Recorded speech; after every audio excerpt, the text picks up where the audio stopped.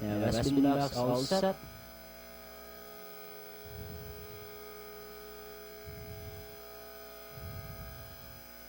The race has just begun. We have Aina's victory, fast to begin, moving up now to take the lead. This atin ko pong sing-sing.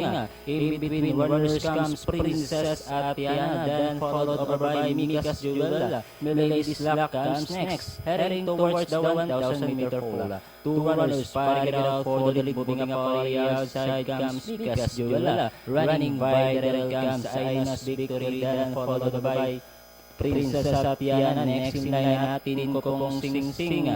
Passing the half mile distance, they running with Mika's Jewel by about 2 lengths. Right behind in second is Aina's victory, getting closer now in third is atin ko pong sing-sing. And in fourth comes Princess Atiana, reaching the last 450.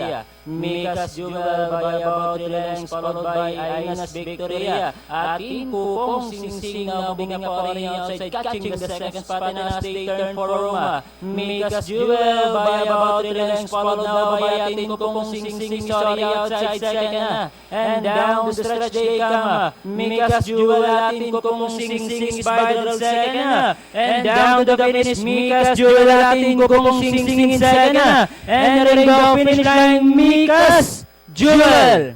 And finally, Mika's Jewel, then comes atin ko pong sing-sing, nobody but you, Milady's Luck, Prima Donna, Umbrella Girl, Aina's victory, Princess Atiana. Hello, boss.